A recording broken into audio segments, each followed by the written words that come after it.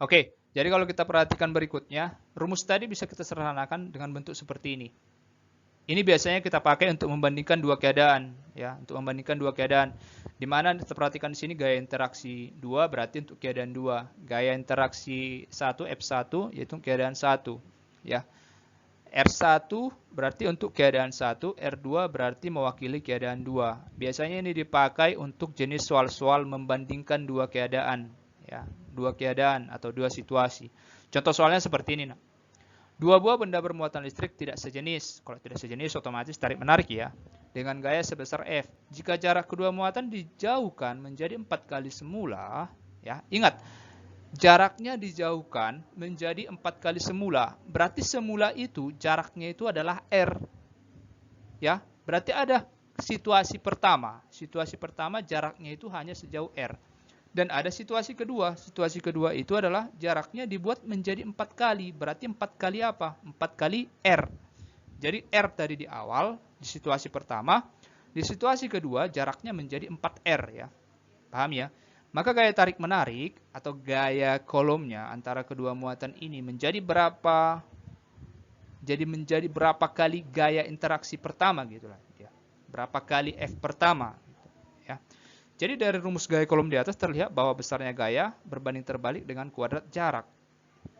Gaya berbanding terbalik dengan kuadrat jarak. Apa arti berbanding terbalik? Kalau berbanding terbalik itu seperti ini, nak. Ketika kita amati salah satu komponennya di atas sebagai pembilang, maka komponen lainnya kita amati sebagai penyebut. Contohnya antara F2 dengan R2 ini. Satu di atas, satu di bawah. Berarti inilah yang dinamakan berbanding terbalik. Nah, contohnya, kita perhatikan lagi. Kalau ada terbalik berarti ada lurus. Yang lurus itu yang mana? Yang lurus itu adalah antara F2 dengan R1. Yang lurus itu adalah F2 dengan F1. Kalau berbanding terbalik itu adalah F2 dengan R2. Karena satu di atas, satu di bawah. Dia tidak sejajar, ya. Nah, itu pengertiannya. Jadi 4 kuadrat ini adalah jarak yang tadi, karena jarak ini kan harus kita kuadratin. Maka jarak yang 4 kali tadi kita kuadratin menjadi 16. Atau dalam pecahannya itu menjadi 16 per 1. 16 per 1 itu kita balikkan menjadi 1 per 16. Jadi jawabannya menjadi 1 per 16 F. Ya. Jadi di R2 ini kita taruh jaraknya menjadi 4R. Karena jaraknya dijauhkan menjadi 4 kali semula. Sedangkan pada R1-nya ini jaraknya awalnya tadi posisi pertama masih R, ya. Jadi di sini ada 4R, di sini ada R. Coret R-nya karena sama, maka tersisa di sini adalah 1 per 4, ya. Silakan nanti dicoba di rumah, dilatih di rumah 1 per 4.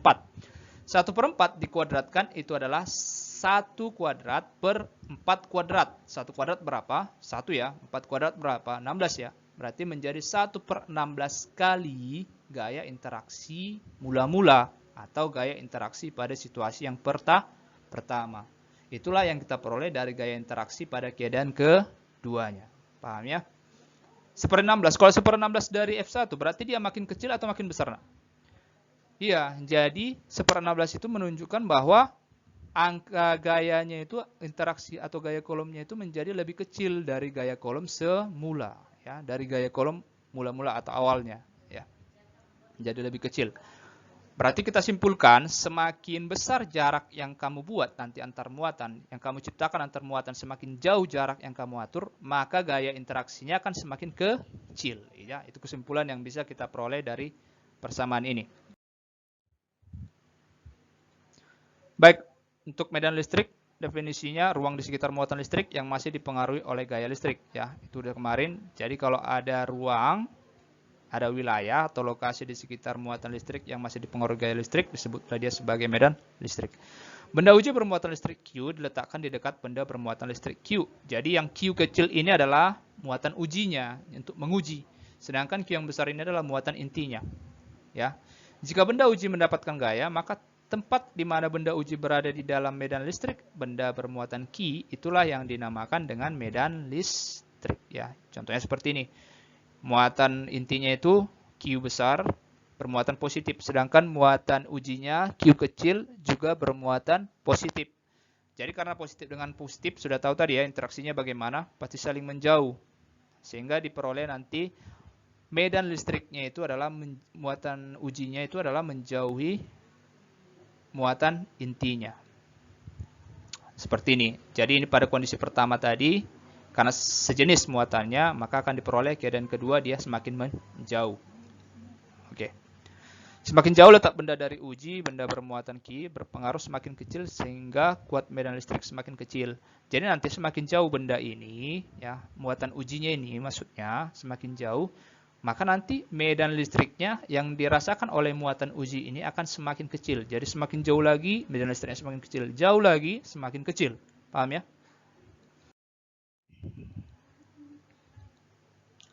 Garis-garis gaya listrik, baik garis gaya listrik. Pertama, medan listrik digambarkan sebagai garis-garis gaya listrik. Oke ya. Jadi memang kita tidak dapat melihat gaya-gaya listrik itu dengan kasat mata. Kita tidak dapat melihat medan listrik itu dengan kasat mata. Namun garis-garis gaya listrik membantu kita untuk menganalisis medan listriknya. Jadi contohnya, bagaimana cara kita untuk memperhatikan medan magnet pada sebuah magnet? Ya, kita tinggal membuat serbuk dari pensil yang kita raut ya. Kita taruh di atas kertas, kemudian kita taruh magnet di bawah. Mungkin sebagian dari kalian sudah pernah melakukan percobaan sederhana tersebut ya. Pada waktu tingkat SD, IPA tingkat SD ya. Jadi kalau kita perhatikan akan dihasilkan pola garis ya. Kalau untuk magnet dinamakanlah garis-garis gaya magnet. Namun pada gaya listrik, pola garis-garisnya itu dinamakanlah itu sebagai garis-garis gaya listrik. Jadi garis-garis gaya listrik itulah yang menunjukkan medan listrik itu ada ya. Garis-garis gaya listrik itu yang menunjukkan medan listrik itu ada. Semakin rapat gaya listriknya, maka akan semakin besar medannya. Dan semakin renggang garis gaya antar listrik yang dihasilkan, maka medan listriknya semakin kecil. Seperti itu. Ya. Ingat selalu bahwa, masih banyak yang salah ya Bapak perhatikan pada tugasnya sebelumnya ya. Jadi ingat selalu bahwa pada muatan positif, arah medan listrik itu selalu meninggalkan atau selalu menjauhi muatannya ya pada muatan positif. Dan sedangkan pada muatan negatif, arah gaya listrik itu selalu menuju kepada muatannya atau mendekati muatannya. Ingat ya, positif itu menjauh, negatif itu adalah menuju. Ingat, masih banyak yang salah, masih banyak yang terbalik kemarin ya.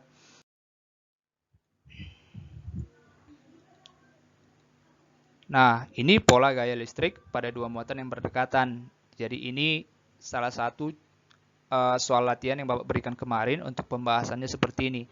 Lihat garisnya di sini, positif ialah yang mendekati negatif. Positif yang mendekati negatif, positif yang mendekati negatif. Karena positif itu arah muatannya kemana tadi nak? Selalu keluar dari muatan. Negatif itu arah gaya listriknya selalu menuju kepada muatan negatif. Bagaimana kalau muatannya sejenis? Ya, sama-sama menjauh seperti ini. Jadi tidak ada yang mendekat. Oke, ini dia. Positif selalu menuju ke negatif. Tidak pernah kebalikannya negatif menuju. Oke, cara menginduksi listrik seperti ini. Peristiwa pemisahan muatan listrik pada suatu benda ketika didekati benda bermuatan listrik dinamakan dengan induksi listrik. Jadi ada benda bermuatan netral pada kasus ini. Ketika kamu dekatkan muatan positif, maka muatan negatifnya akan tertarik mendekati muatan positifnya. Ya, memberi muatan listrik pada benda dengan cara induksi. Seperti apa contohnya? Ya, benda ini bermuatan netral. Seperti benda bermuatan netral pada umumnya, terdapat muatan positif dan negatif pada benda tersebut. Ya. Namun, ketika didekatkan muatan positif, maka positif ini akan menarik negatif, semua muatan negatif yang berada pada muatan netral ini. Kenapa tertarik muatan negatifnya ke positif? Karena ingat tadi di awalnya slide pertama bahwa ketika muatan itu berbeda jenis, maka akan terjadi interaksi tarik-menarik. Maka di sini negatif tertarik ke positif ya. Dan kita perhatikan lagi di sini benda netral bila diinduksi dengan benda bermuatan positif akan menjadi bermuatan negatif ya.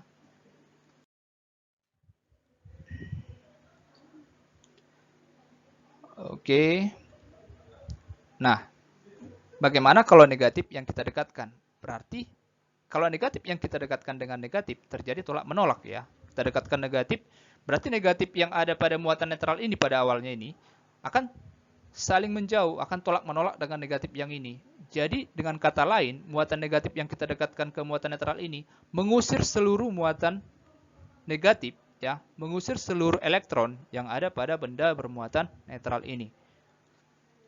Jadi muatan negatif yang ada pada muatan netral ini, karena tadi sudah digeser, sudah diusir ya oleh muatan negatif ini, semua muatan negatif itu berpindah ke dalam tanah. Jadi simbol ini menunjukkan bahwa ini adalah ditanahkan ya. Ditanahkan itu sebutan dalam fisikanya adalah digroundkan ya, ditanahkan.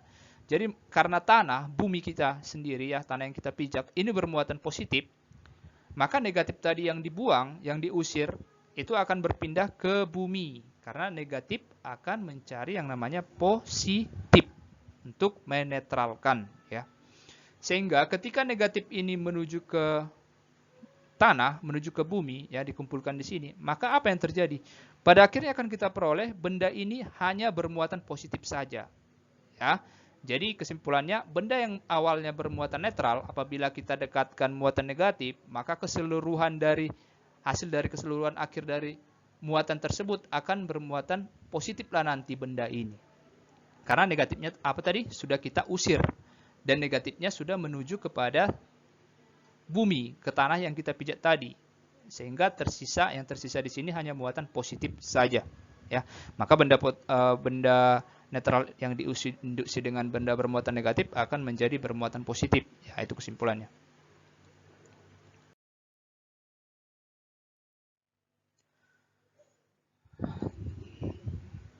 Ya, ini adalah proses terjadinya petir ya. Sebelumnya ini sudah ada di slide. Jadi kalian tinggal membaca saja prosesnya. Jadi kalau kalian perhatikan nanti proses terjadinya petir ini hampir sama dengan proses terjadinya industri listrik yang kita pelajari barusan ya. Jadi ini merupakan aplikasi dari terjadinya petir ini merupakan aplikasi dari listrik statis, hasil listrik statis ya. Jadi prosesnya ini nanti kalian amati, silakan kalian baca sendiri. Dihasilkan nanti kesimpulan bahwa pelepasan muatan listrik secara tiba-tiba akan menghasilkan bunga api listrik yang disebut petir. Jadi terjadi pelepasan muatan listrik. Ya. Nah, silakan kalian baca. Oke. Ini sudah ada pada slide sebelumnya, pada slide pertemuan kedua. Tidak usah lagi Bapak jelaskan. Ya. Kalian pahami sendiri bahwa awan ini bermuatan negatif, bumi bermuatan positif. Jadi negatif dari awan ini akan berpindah ke bumi karena antara negatif dan positif itu berlawanan jenis, maka akan saling tarik-menarik. Dan ingat, bukan positif yang pergi ke negatif, tapi negatif yang berpindah ke positif. Ingat ya, nah, hanya negatif saja yang kita amati yang berpindah, bukan positifnya. Negatif itu adalah, sebutan lainnya adalah elektron, hanya elektronnya aja yang berpindah yang kita amati. Jadi muatan positif ini tetap tidak. Prinsip kerja penangkal petir seperti ini. Jadi ada kawat yang lebih tinggi dari rumah ini yang ditarik ya menuju ke tanah. Jadi dia ditanahkan atau digroundkan karena tanah ini bermuatan positif. Jadi sewaktu-waktu apabila terjadi petir yang bermuatan negatif tadi tidak akan menyambar rumah ini karena ada kawat yang lebih tinggi dari rumah ini yang akan pertama sekali menangkap aliran elektron dari petir tersebut. Sehingga nanti langsung dialirkan ke tanah otomatis. Jadi dia tidak melalui rumah ini lagi. Ini adalah cara kita menangkal petir ya.